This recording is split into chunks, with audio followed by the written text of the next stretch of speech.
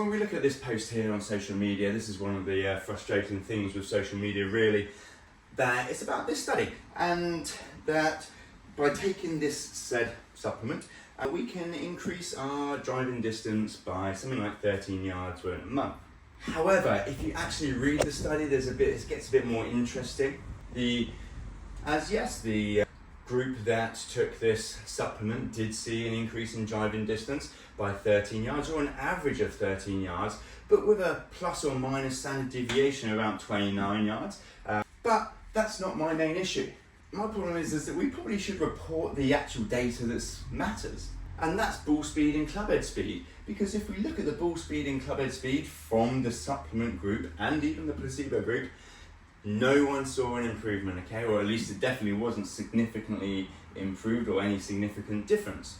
And now that paints a very different picture, doesn't it?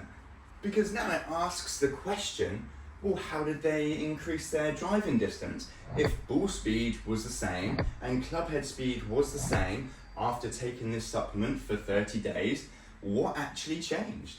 Well, frustratingly, the authors didn't really say, okay? But we can kind of guess, okay? If you didn't swing any faster after this supplement, if your ball speed didn't change after having taken this supplement after 30 days, then what could have changed to mean that you had 13 more yards? Well, maybe it could have been launch angle. Maybe could have been how you shot the ball, maybe less spin or different spin. Maybe it could have been attack angle. It would have been nice or useful if they had measured these, because they're all important variables. But also reporting the ball speed and clubhead speed is really important, because if you just report the total distance, you're just going to assume that, oh, maybe if I take this supplement, then I'm going to increase driving distance too. But as I'm trying to explain, there's more nuance behind it.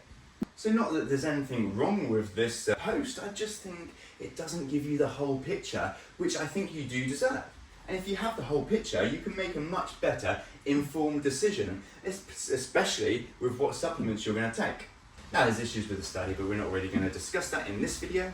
My take-home take is, doesn't really look like it improved golf performance. However, I would say really you need longer than 30 days. There were changes in strength or power in the power and strength tests that they performed. So it was useful that they saw changes in strength and power, and maybe they just hadn't transferred into the golf swing yet, so maybe they needed a longer time. And so I wouldn't necessarily write off some of the ingredients in this supplement, just to make it clear, the chances are if you take this supplement in 30 days, if you copy the study, you're not going to see changes like it showed in clubhead speed and ball speed, and you might not see changes or improvements in driving distance unless you change launch angle, spin, angle of attack, I don't know, a couple of other things, smash factor, although that might see improvements in ball speed. There's other variables which the authors didn't really consider, particularly in the discussion at the end. This is obviously the problem with a quick photo or quick social media post, that it doesn't give you the whole story, but also it made you think, and made me think, the opposite of what was actually true. It made me think, oh wow, look at the increases in clubhead distance after just a month.